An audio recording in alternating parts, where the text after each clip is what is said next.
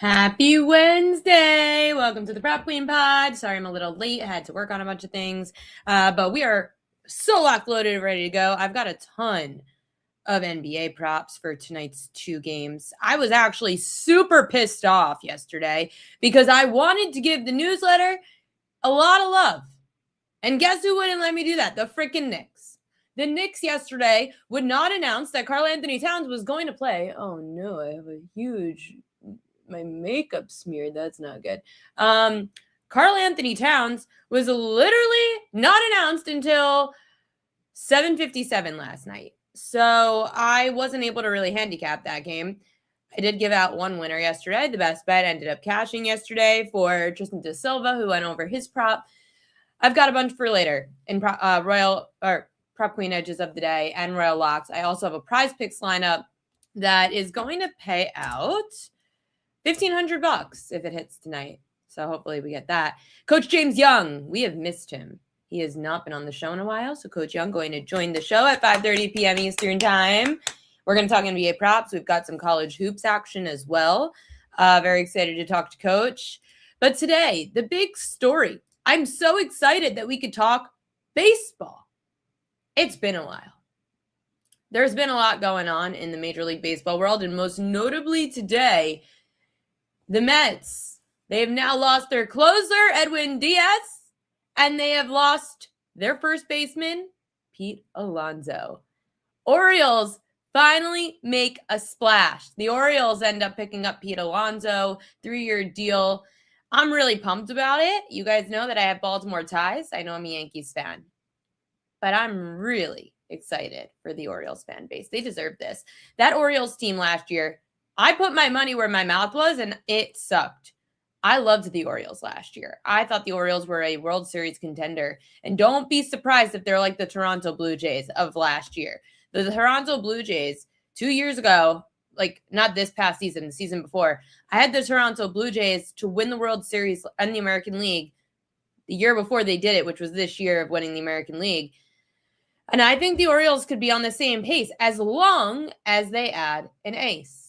I don't know why these teams, why do the Mets hate aces? Why do the Orioles hate aces? I know that the Orioles made the splash and they went out and they got Corbin Burns. I was going to say Zach Allen, but I knew that was wrong. Corbin Burns, they got a couple years ago. Then they decide to let Corbin Burns go. And guess what? The team doesn't make the playoffs. So I'm really excited for the O's if they're making a splash like this with Alonso. They have to know that their time is now. They have such a young, fun club. They just need pitching. And if you could get the Orioles bullpen back to what it was when they won the American League East and when they won the American League regular season, then the Orioles are dangerous if they have an ace. They just need pitching. They need starting pitching. I don't know how hard it is to explain to you guys, or not you guys, Major League Baseball teams, that without pitching, you're nothing. And in baseball, like this year, the two teams in the World Series proved that. They obviously have lethal bats, but they had pitching. The Dodgers won the World Series because their bullpen came together at the right time. The Diamondbacks made the World Series because their bullpen came together at the right time. So if the Orioles get pitching, then they're in at the right time. The Yankees, I mean, their bullpen is scary. I don't know what to do about them. The Red Sox are clearly not making any moves. The Blue Jays, reigning American League champs, fine. And Tampa Bay Rays. Well, do they even have a home? I don't know. But I do think that Alonso's acquisition, Craig Abel, to your point, is going to lead to bigger, better things for the Orioles. This shows that they are serious in signing someone like Alonso. He's a huge veteran bat that's in the middle of the lineup, adds a ton of power. You've got Alonso's used to being on a Mets team that clearly has had underwhelming seasons and knows what it's like to have to bounce back and do well. He knows what it takes to bounce back mentally. And I really like that he's going to just be in this clubhouse with all these young players and help them mentally. He could be a guide and he's a mentor. I mean, and obviously he's a bat. Good defense too at first base. I love this Alonso signing. I actually meant before the show, and I just ran out of time, I wanted to check Pete Alonso's splits. I want to see what Pete Alonso's career numbers are at Camden Yards real quick. I'd have to think that he would rake at Camden Yards. Splits, career. Not that he would have played there too often. Let's see. Baltimore.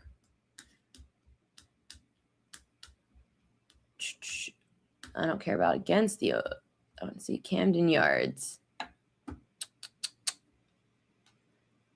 263 through 10 games. Hit 5 home runs, 11 ribbies. So in 10 games, Pete Alonso hit 5 home runs with 11 RBIs at Camden yards. That's going to be scary. As for the Boston Red Sox, where are you? I mean, that's my question. And what the hell? We know what the Mets are doing. They're clearing cap space. They want to make a splash. They want to go for somebody big, and they need an ace. They need an ace. But you have blown your pitching. I just don't understand what they're doing outside of clearing cap space. So right now, the Boston Red Sox, they have Garrett Crochet, they have Tanner Houck, they have Brian Bayo. They probably need a true number 2. Walker Buehler's not the same. Their bullpen was fine. They've got depth in the bullpen and pitchers that could go deep. Alex Bregman, we don't know what's going to happen to him. The Red Sox have just been so silent. And again, the Crochet deal was good. I'm just looking at stats from last year for a refresher, which I should have done before the season before this show started, but I ran out of time. Let's see. So starting pitching overall, the Red Sox were top 5 in overall starting pitching. The New York Mets, 18th. Baltimore Orioles, 26th. That was just pitching overall last year. Then you look to the bullpens. Last year, the Red Sox, second best bullpen in baseball. The Mets, 15th in bullpen ERA, and the Orioles, 25th. And now going to the hitting.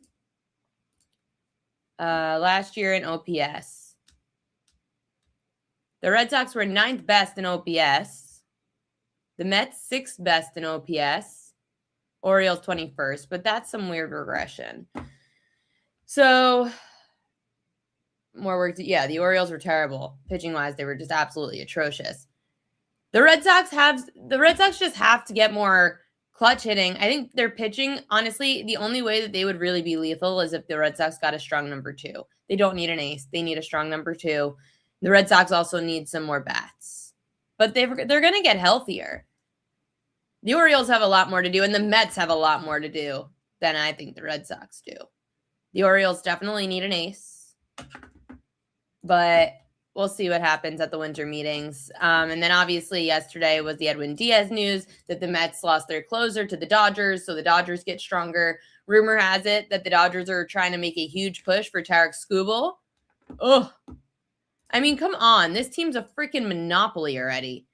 Can they get, if they got Skubal, right now the World Series leaders on the odds for FanDuel, Dodgers plus 270. And then, ready for this? The Dodgers are plus 270. Then it's the Yankees at plus 750. You have to see these odds. Jesus Christ. I mean, have we seen a drop-off this crazy in odds? Let's go all the way down to the Padres, who are always enticing and always lose.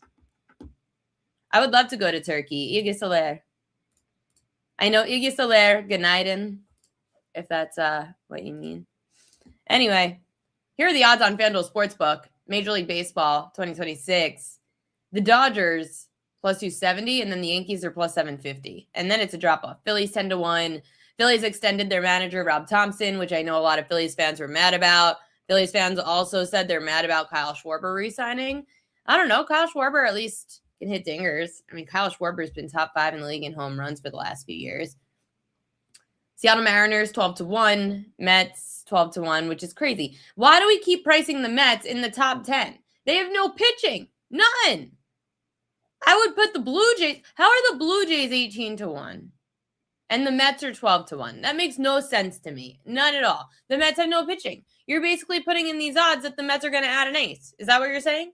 Stupid. Brewers and Cubs, and then you can't see on the banner here. Padres at the bottom. You know that the Padres are always favored to win their division every freaking year, even if they don't deserve to be. The Cubs always second to them. It's just the way it is. Padres 27-1, always intriguing and always lose. Screw them. Atlanta, there's so many question marks on that team with health. So many. And I know it's hard to repeat, and runner-ups tend to do badly the next year, or at least not make it. But I don't agree with the Toronto Blue Jays being behind the New York Mets until the Mets do something. That's just the stupidest thing I've ever seen. Seattle Mariners at 12-1, pretty enticing. I love the Mariners. I love them almost as much as I love the San Diego Padres, except I hate the Padres because they always freaking lose. But looking at the Mariners, I'm just looking at the depth chart, and I don't remember contracts and whatnot, but their pitching is so strong. Luis Castillo, George Kirby, Logan Gilbert, Bryce Miller, Brian Wu. And remember, the Mariners were without Brian Wu most of the year. Gilbert was hurt a little bit. I love the Mariners. Let's see. Seattle, what was it? They're 10th in OP. Like, their bats definitely got better. Obviously, the Mariners ended up adding to that lineup this year, which helped so much. Cal Raleigh, a huge part of that, of course, with his home run streak. But Randy Arozarena, J-Rod, J.P. Crawford, Jorge Polanco, Luke Raley had a great season. I absolutely love this team. Looking at them from a pitching perspective, Seattle, 9th best in the bullpen. Their ERA overall was 13th, which I think will be better now that they're healthier. So, I don't know. The Mariners are my early pick right now to win the World Series. There's no way Raleigh's hitting 50 home runs next year. You're right. But I'll tell you this, and I know this is going to be against popular belief, but if the Dodgers do end up getting Tarik Skubal, I'm fading it. I'm totally fading it. I'm going to fade his strikeouts. I'm going to fade something. I'm going to find something to fade on Tarik Skubal because if he goes to the Dodgers, I feel like it's just going to be so public. I don't know. I feel like it's something I got to do, but we'll see. Probably have to fade Raleigh homers as well. So rare for a catcher to do what he did and then to have to do it again. Plus how much he played. I wouldn't mind taking it under on Cal Raleigh home runs going into the season once we get those numbers up. I'm really excited to see if the Orioles sign Skubal, A++. They need it. They need a freaking ace. Framber Valdez seems to be out there on the market as well. Seems like the Mets were trying to make a push for Framber Valdez. But we will see. Winter meetings are underway. Very excited to see what else comes out in the news because so far this has been a really fun big splash. 10 more minutes till Coach Young going to come on the show in the next 10 minutes, talk to us all about the NBA and college basketball. I've got some prop queen edges of the day as well. I feel like there was something else I was going to talk about, and now I'm trying to remember. Let's see what graphics I've got. Alonso, fishy. Ooh, right, I know. I had a fishy line in the NBA tonight. And then I don't think I had any propaganda. We do have propaganda for college basketball, maybe. Let me check John Ewing. Oh. Did he just give that out? Here. This is only for was this only for one game? His list was too short. That's weird. I think this got cut off. Sorry, guys. 1 second. Let me just see. Wednesday, most bet on team. Oh, no, they just did one ticket. That's why. NHL betting.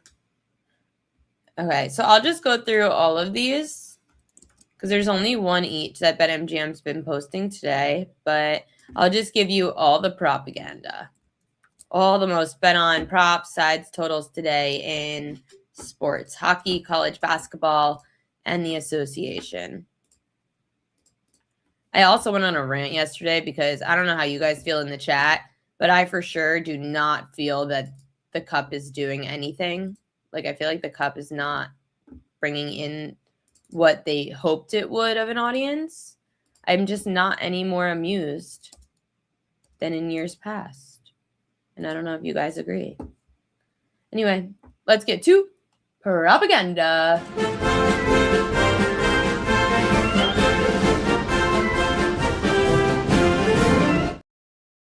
Okay, so this is the most bet on action over at BetMGM for the NHL tonight. We've got the most bet on team is the Red Wings. Most bet on total, Rangers and Blackhawks under 6. Most bet on player prop, Blake Coleman over 1.5 shots. Most bet anytime goal scorer, Connor Bedard. So if you want to fade the public, then you could take the other side, or you could just stay away from these most bet on sides over at BetMGM in the NHL. College basketball, the most bet team to cover, Purdue, which coach probably won't like because sneak peek to what he's going to talk about tonight. Most bet on money line is Nebraska, and the most bet on total, Wisconsin at Nebraska under 158.5. The association tonight, we've got the most bet on team to cover, Suns plus 14.5, because it is the largest spread of the 2 games on the slate tonight. These people are crazy. You guys know how I feel. When something happens in the first matchup, it likely doesn't happen again. This is essentially a fishy line, but not my fishy line of the day, but it kind of is. The Suns and the Thunder played on November 28th. That was just like last week. And yet the Suns kept it a close game. It was like I had the score. It was like a 3 or 4 point game. Now I don't know where I put that. Where did I put the score? 123-119. 123-119 was the final score of the time these two played on November 28th. And if you think that the book is that dumb that they're going to then a week later make a double-digit spread again, they're not dumb. It's plus 14.5 for a reason, guys. I didn't see an update on Devin Booker. I saw he was questionable. If you guys end up seeing an update, let me know. I was handicapping the game as if he was playing tonight. But it does say here, according to Dwayne Rankin 4 hours ago, Devin Booker's right groin strain, he wasn't on the court when the Suns shoot-around opened to the media. He'd usually be getting shots up during shoot-around open for the media if he was playing. He's still questionable for tonight. Booker later came out and started doing these drills. So, not sure yet if Devin Booker is in or out, but I'm handicapping it as if he's in, and obviously if he's out. But again, I am not taking points with Phoenix. Because whether he's in or out, what's Devin Booker moving the line to 13.5? Like, if he's out, 15.5? Like, he's worth, what, 1-2 points? So, no. I'm not taking a Phoenix Suns team when they just played a close game a week ago and the book still makes it a double-digit dog. Most bet on underdog, of course, 7-1 Phoenix Suns. Everyone wants the big payout in a cup game. And yeah, that's just silly. Most bet on total, Suns Thunder over. Yeah, of course, because when nope, sorry, I'm thinking the other thing. That's interesting, actually. That's the most bet on total. I would have thought that the Spurs-Lakers game would have been the most bet on over tonight, solely because there's no Wemby and the Spurs are small and have no one to defend against the Lakers. So I would have thought that was the most bet on over. Luka under points, rebounds, and assists. That's interesting because the last game that the Spurs and Lakers played, LeBron didn't play. Luka went off. So now people are just assuming that because LeBron is in, Luka won't go off. But that's not the case. I'm going to share my screen with you guys, and we're going to go to props.cash because I'm going to show you guys exactly why that is so silly of a thought process. I was looking at the numbers today on props.cash with Luka and LeBron. Look at this. It's already up on my screen. Luka with LeBron, PRA, over in all but one game. Luka points with LeBron, over in all but one game. Rebounds, over in 4 out of 6. Assists, over in 4 out of 6. So Luka still goes off with LeBron. Fading Luka because LeBron's back in. The only reason that I would fade Luka at all tonight is because he went off in the first game. And obviously he's got inflated numbers. But the truth is, I can't fade Luka Doncic. It's impossible. There's no way. I'm not doing it. So I won't be fading Luka tonight. but I'm certainly not betting on him either. And that really doesn't have as much to do with LeBron as it has to do with Luka going off in the first game. He just had a baby. He's going off. I mean, you can fade the public. Go have fun. Fade the public. Be my guest. I've got a fishy line today. And then by the time we're done with that, we should be able to get to Coach. The fishy line is for a prop, so it's fishy line.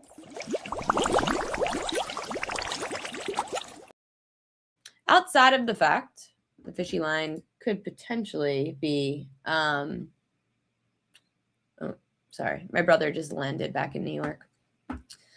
Outside of the fact that the 14.5 point spread could be kind of a fishy line because the public's all over the Suns and there's just no way. I mean, I'm not saying no way, but Royce O'Neal, this number was very fishy to me at 4.5.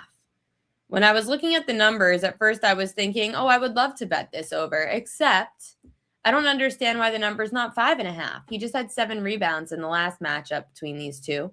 Isaiah Hartenstein's out. He was out last game too. So it's benefiting power forwards with the Thunder not having enough size to defend against an opposing center and power forward like a Royce O'Neal. That's 3 straight games. Look at this. I have the, let me see where the screenshot is of Royce O'Neal.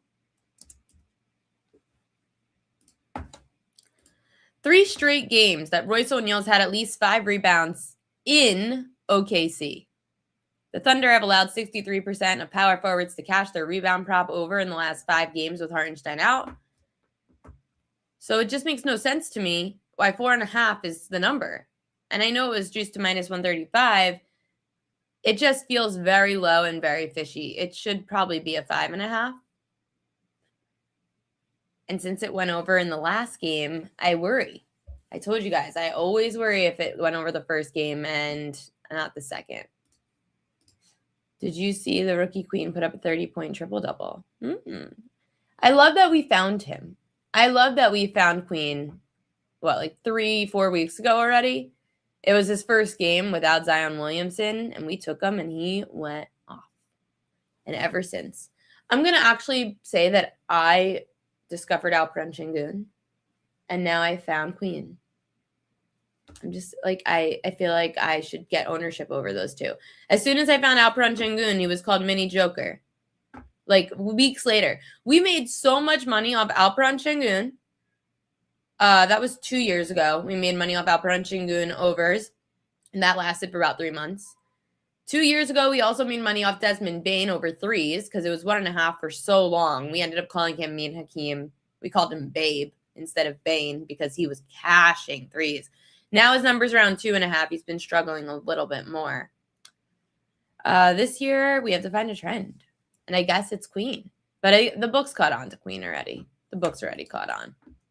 I'm excited for these games tonight. I made a prize picks lineup, and I'll give that out at the end of the show. Again, the prize picks lineup is combining the 3 Royal locks that I have today and equaling to a payout of $1,500. So stay tuned to see what the prize picks lineup is for tonight. I'm in this like weird in between right now of the show because Coach is supposed to come on in a couple of minutes. And I'm like, if I start something, then we might not be able to finish it because Coach is coming on in a couple of minutes.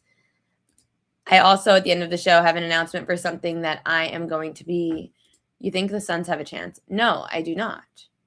I do not. Even with Devin Booker. Why is this line 14.5?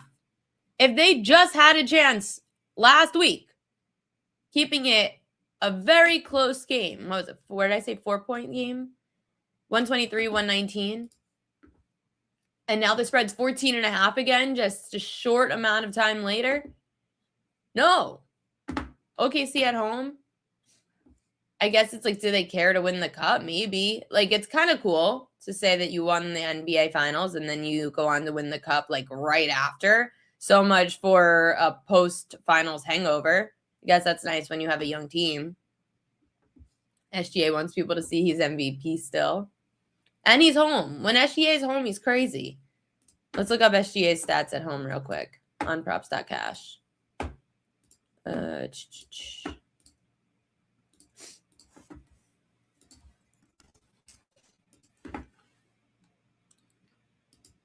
Okay, you guys are seeing it. SGA at home this year. That's just points. Lots of rebound overs at home. Assists are okay. PRA. Look at that. Because of the rebounding. I think because of the rebounding is why you're getting these numbers on SGA to be so good at home. Look at the head-to-head. 2 of 3 went over against Phoenix. 4 of 5 went over against Phoenix. So I think those are pretty intriguing stats on SGA. Now, I very rarely like to bet the Stars. He went over in the last game, which always scares me. But you can't fade SGA at home. You can only fade SGA on the road. And we're still waiting to hear about freaking Devin Booker. That's the thing that annoys me so much about this league. And no, Lewis, I've never been to the winter meetings, but I would love to go.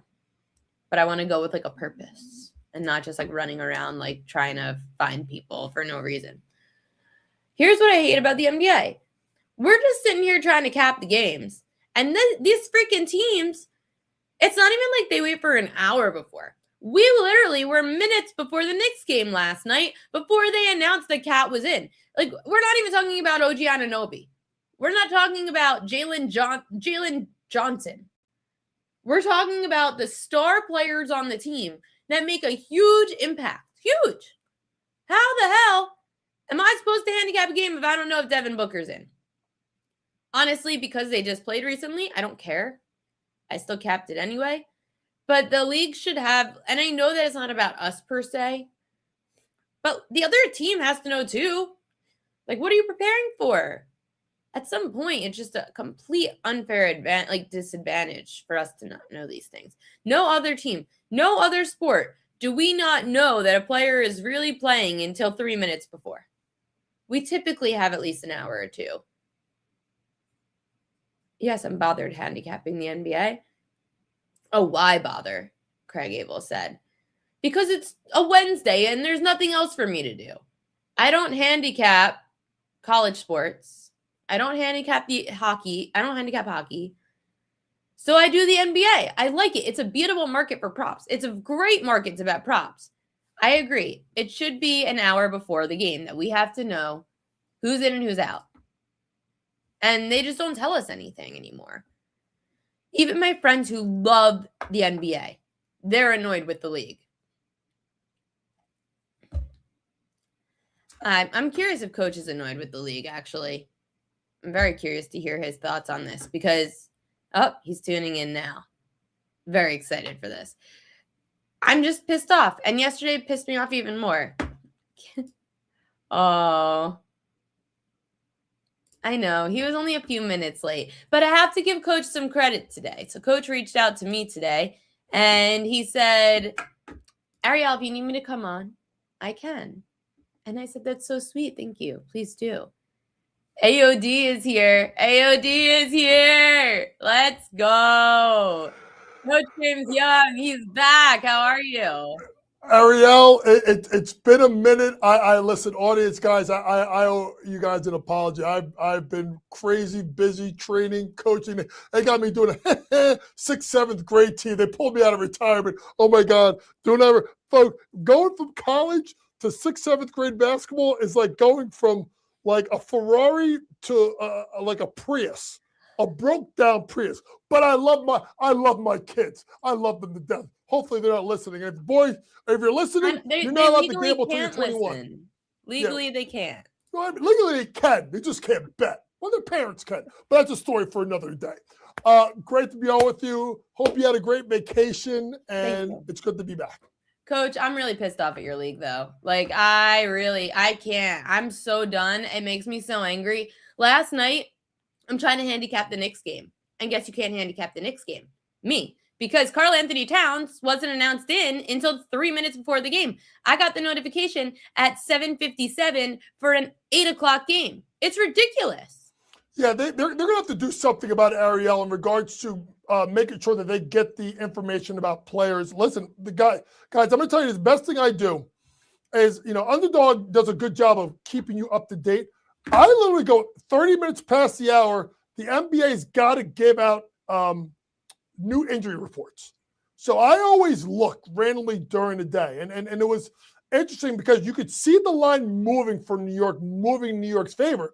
Not only because of that, but also Emmanuel quickly didn't play last night for Toronto. So the NBA's got to do a better job if they want to talk about being partners. And I think, you can go into the Chauncey Billups thing, and there's so many things that are going on with the league, Terry Rozier, that they have to find a way to do a better job of being true partners with the sports gambling community, meaning the companies, in regard to having the right information at hand. But when you look at someone like the Knicks, I'll just tell you right now, because I'm a Knicks fan, guys, follow Ian Begley, a good friend of mine who does SNY. I've been on the putback with him.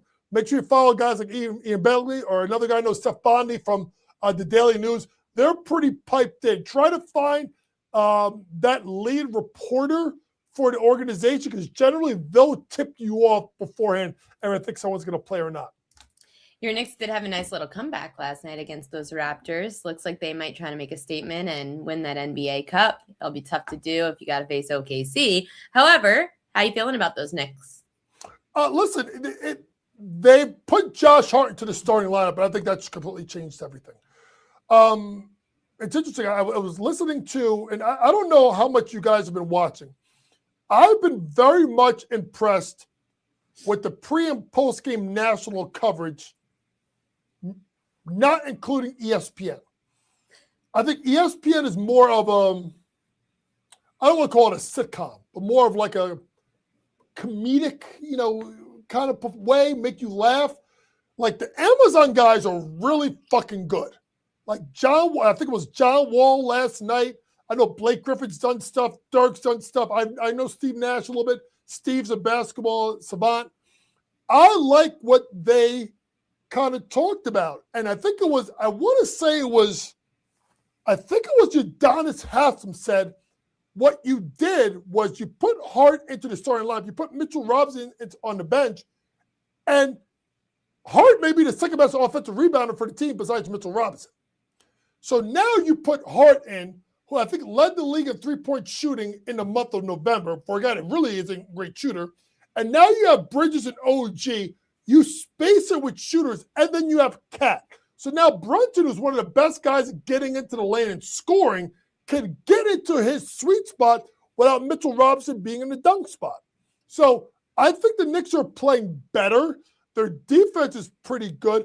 It'll be a really good matchup with them in Orlando coming up. Remember last time the Knicks beat Orlando 106-100. That's the game that Franz Wagner got injured. Hopefully, thank goodness it's not overly serious. We'll be back in a couple of weeks. But it should be a competitive game between the two. I'll tell you right now, if you're looking at anything, look under. Jamal Mosley will grind that game down to a halt. I agree with what Craig Abel's saying. I said this last night. The NBA Cup has no value. I mean, I'm not saying they should guarantee a playoff spot by any means. They tried to do it to get more engagement early on in the season for the NBA, and yet I don't feel more engaged because of the Cup. How about you? See, I'm going to go completely different angle as a coach. I love the NBA Cup. And I love the NBA Cup if you want to peel it back and look at young teams. Do you guys remember a couple of years ago in the NBA Cup? What team made the finals? The Lakers? Who was the other team? Indiana. An Indiana team hadn't done anything that springboarded them to a playoff run.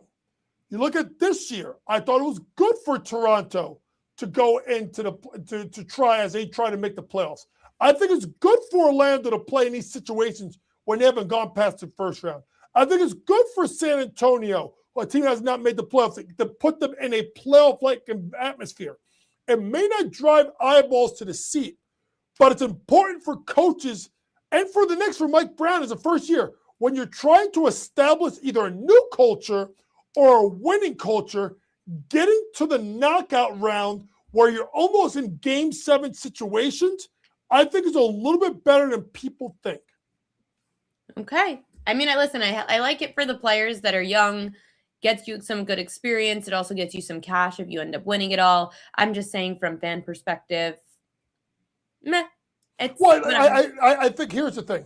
I don't think it would matter if it was a playoff spot whatever, you get 5 home games instead of 7 in a round series.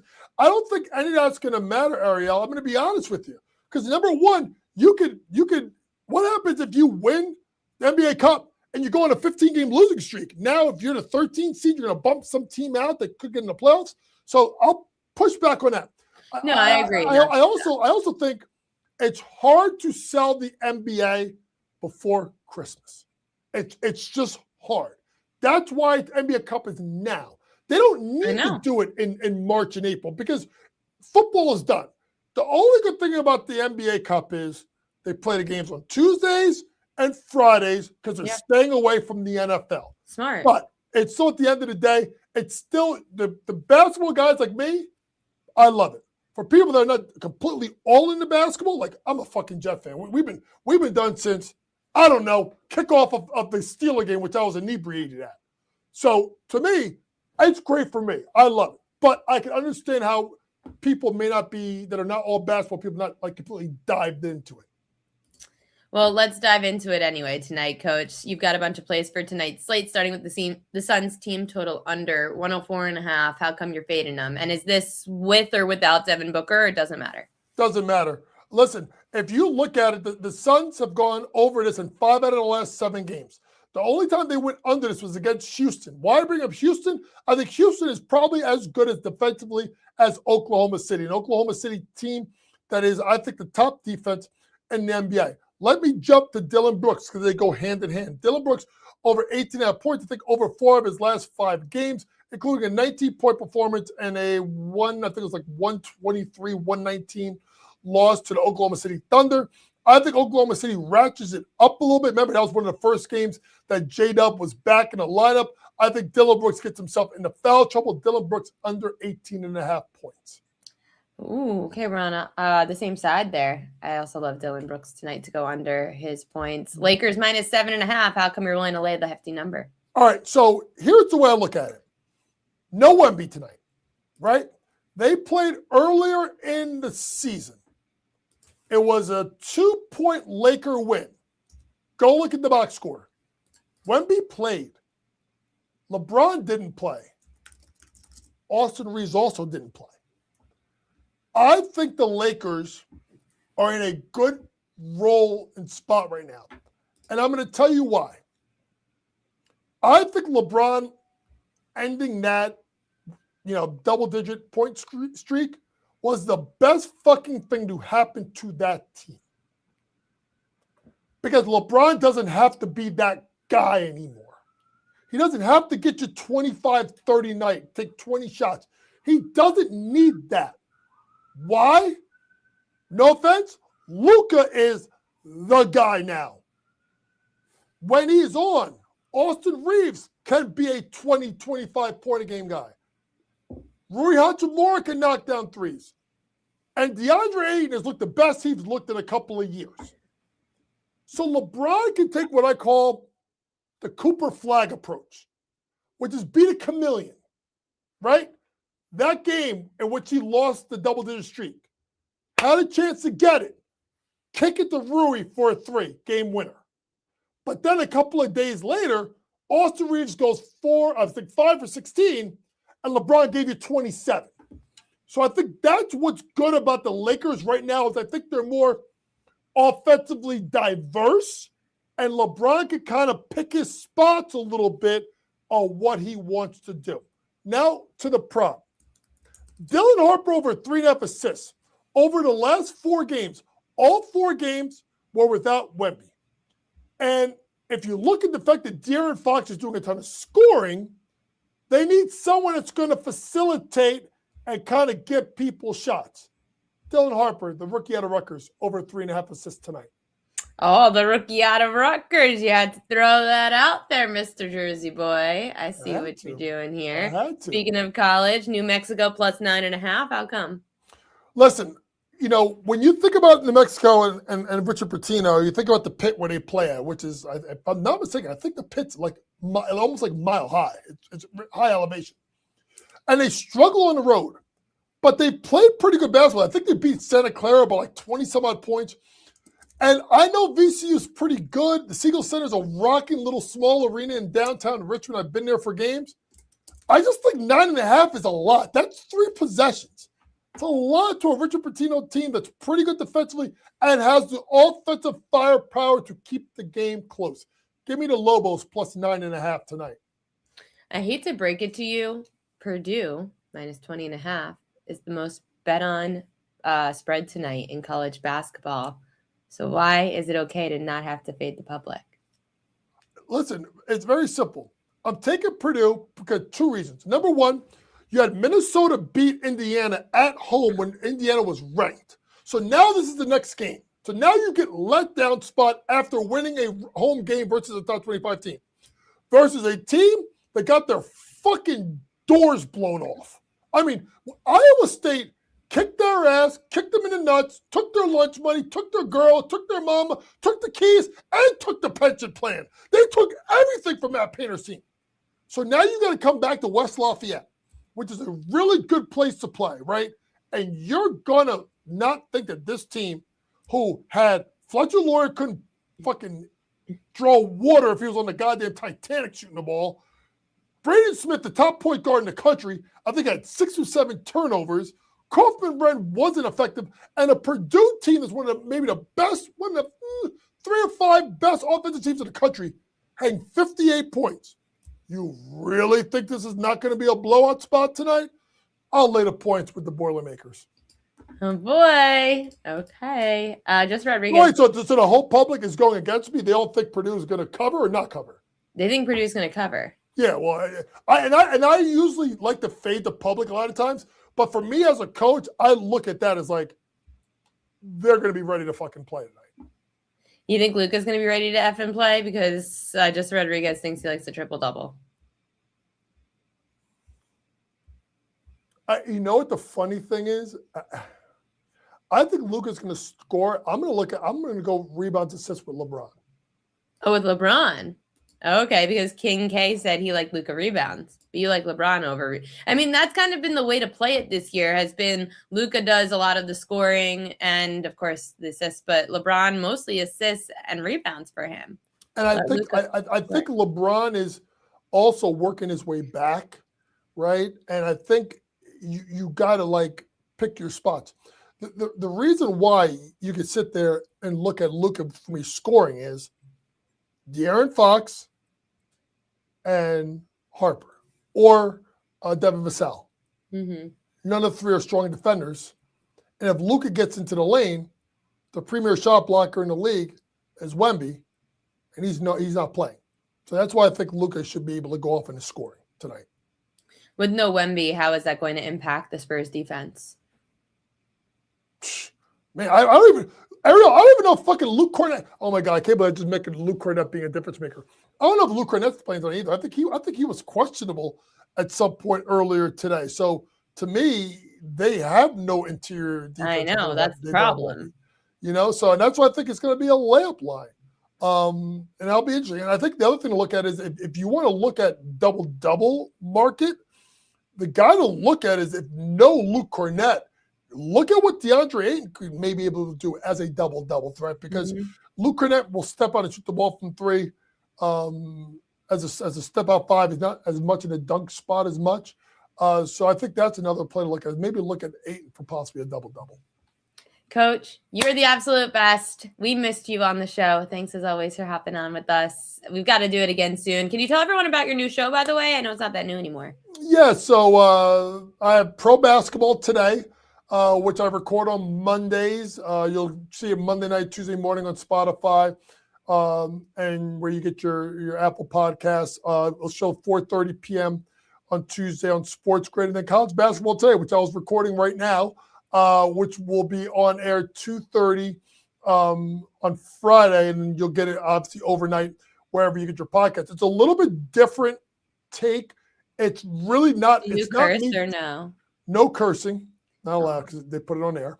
But it's no gambling talk. It's just me talking basketball, talking through what I see, working on some guests. You know, probably have working on trying to get Kevin Willard on I do know that Mark Campbell, my good friend, the head women's coach at TCU, has agreed to come on.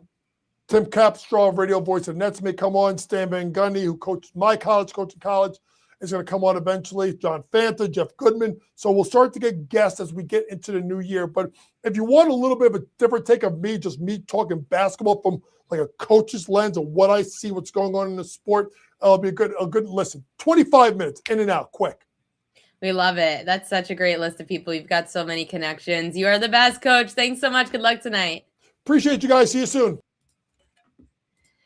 Time for the Prep Queen edges of the day in the NBA. Starting with the first game of the night, we've got the Suns and the Thunder. So again, we are going to just pretend that Devin Booker's in, but even if he's out, a lot of these I don't mind either. Dylan Brooks under 18.5 points. I said this was something I agreed with Coach on. He's on the same prop. Brooks put up 19 against the best defense in the NBA in the last game these two played on November 28th. He's only averaging about 15 points per game against the Thunder in his career, and Brooks has gone under 18.5 points in 5 of 6 games against OKC, 3 of 5 when at home, when they're in OKC. Not only is the Thunder the best defense in the NBA, they're the best at defending small forwards, hence Dylan Brooks. Only 33% of small forwards have gone over their points prop this year when facing the Thunder. And I also, I love fading what happened in the first game. And that's what we're going to do here. Dylan Brooks under 18.5 points. Ryan Dunn over 10.5 points plus rebounds. Dunn didn't play in the last game against the Thunder. However, he's averaging just under 14 points plus rebounds in 2 of his last 3 games against the Thunder. Below, I'm going to show you right now the numbers of Booker. No, hold on. Let me get you. Let me see if I can find the Dylan Brooks numbers. I have so many props.cash snapshots. Okay, that's number 1.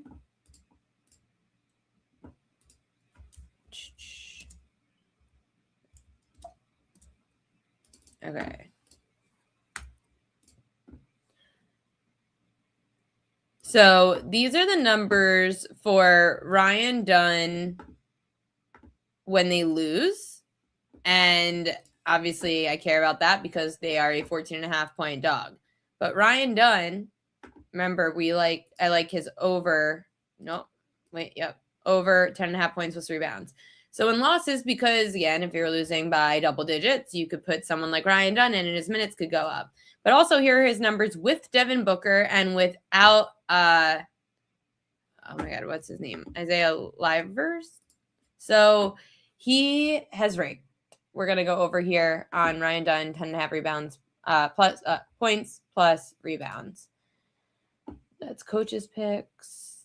Jalen Williams under 5.5 assists. Williams had just 8 assists against Phoenix on November 28th, and yet his history against the Suns, very bad. Again, I'll add that graphic in.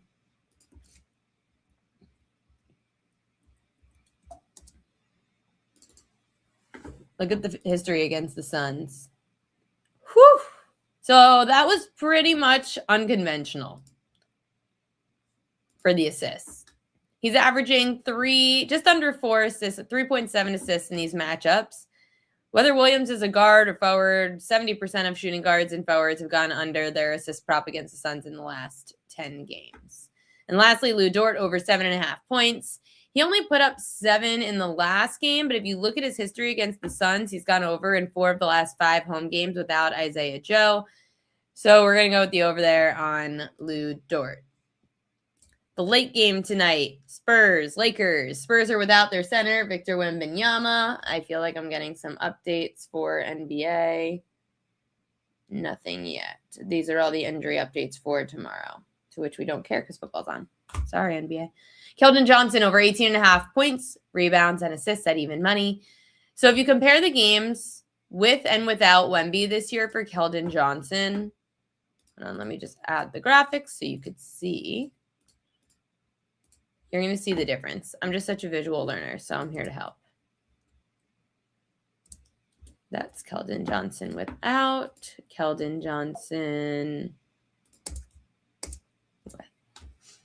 This is Keldon Johnson with Victor Wembanyama this year. And this is Keldon Johnson without Victor Wembanyama this year. It's a big difference. Johnson's usage rate goes up from 17 to 21 without Wemby. He's averaging 24.5 PRA. He's the second leading rebounder on the team because the rest of this team plays no defense.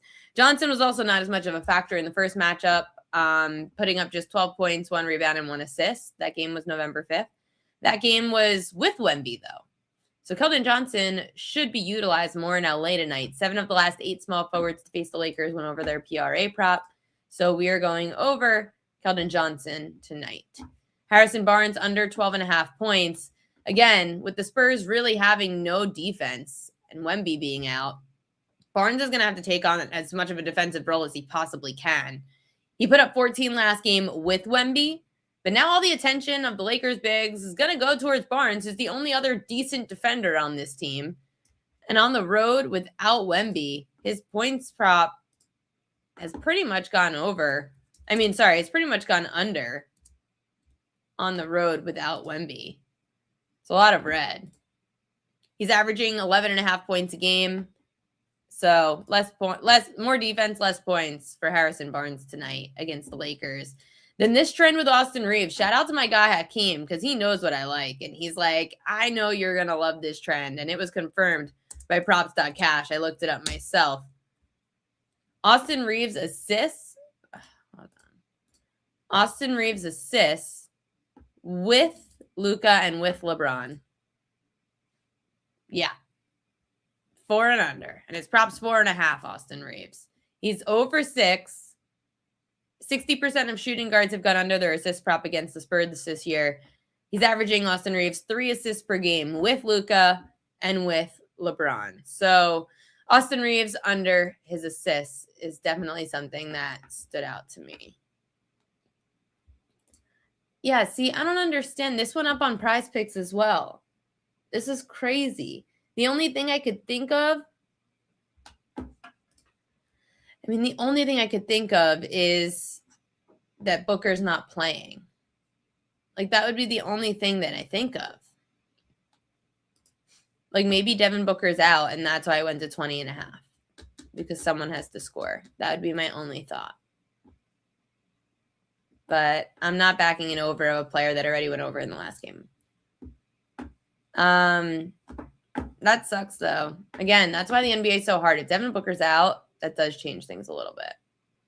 And that's why we have to wait for injury reports, which is impossible because you can't beat lines if you're waiting for injury reports.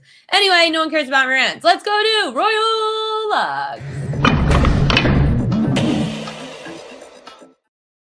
I am scared now. Oh, nope, that is the Prize Picks lineup. I'm scared now. But Dillon Brooks under 18.5 points. Again, he put up 19 against the Thunder the last time that they played, and that was pretty recently, back on November 28th. He's only averaging about 15 points a game against the Thunder. He's gone under this in 5 of 8 games when playing against OKC. 3 of 5 in OKC, he went under. 33% of small forwards have gone under their props this year. So I would look at the under. But we can... here, we could take a quick look at props.cash real quick.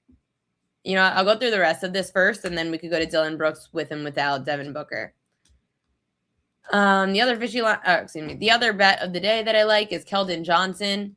Keldon Johnson to go over 18.5 PRA at even money. You saw the splits before with and without Wemby. It's a big difference. He's gone over in every game without Wemby except one. His usage rate goes up from 17 to 21 without Wemby, averaging 24.5 PRA. Second leading rebounder on the team. He's pretty much going to have to do everything from that standpoint.